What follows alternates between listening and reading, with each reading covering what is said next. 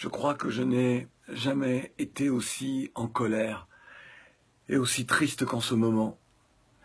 Moi, le descendant d'esclaves, dont les ancêtres furent déportés d'Africa pour être des bêtes de somme dans le Nouveau Monde, je découvre qu'en ce début de XXIe siècle, en cette fin d'année 2017, je découvre qu'en Libye, ce que nous redoutions, après les accords passés entre les uns et les autres, qu'en Libye, on est en train de vendre des Africains.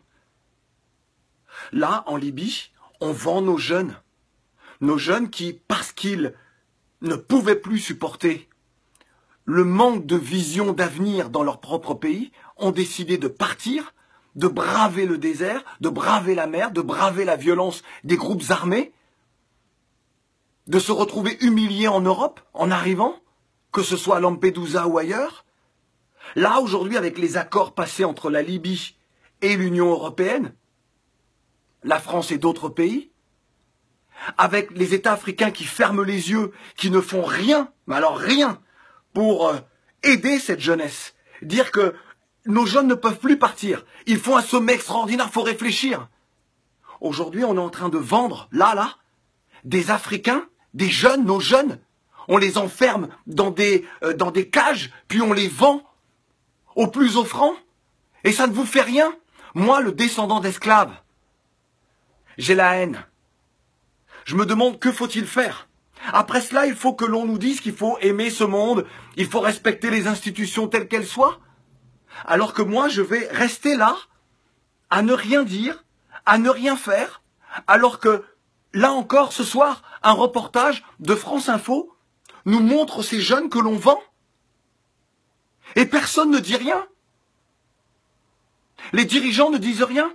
Les intellectuels ne disent rien. Les journalistes ne disent rien du continent. Personne ne se révolte. Les footballeurs qui ont les moyens ne disent rien. Vous laissez comme ça les uns les autres se faire vendre. Qu'est-ce que les descendants d'esclaves comme moi peuvent penser, doivent penser? C'est donc ce qui s'est passé avec nos ancêtres il y a plusieurs siècles. On ferme les yeux. Vous ne comprenez pas ce qui se joue. C'est l'avenir d'une part de l'humanité. C'est l'avenir de toute l'humanité. Lorsque des êtres humains sont capables de vendre d'autres êtres humains, c'est qu'ils s'empoisonnent eux-mêmes. Ils se privent de l'humanité. Lorsque des personnes ferment les yeux sur cela, ils se privent de cette humanité. Ils rusent avec des principes d'égalité, des principes d'honnêteté, de respect de l'autre, de démocratie. Quelle démocratie? Et celles et ceux qui subissent ça ne sont donc plus des êtres humains? C'est ça que vous acceptez aujourd'hui? Vous voulez quoi? Jusqu'où devons-nous aller pour nous faire entendre? Et là, je m'adresse aux dirigeants africains. Levez-vous, faites quelque chose. Vous voulez quoi? Que je vous supplie? Vous voulez quoi? Que nous entamions des grèves de la faim? Pour que vous réagissiez? Jusqu'à quand allez-vous profiter de l'argent, de la manne, que ce soit du pétrole ou d'autres matières premières de nos pays? Être dans les Panama Papers, dans les Paradise Papers, avoir des comptes partout, avoir des villas partout, et ne rien faire pour cette jeunesse? Combien de temps encore?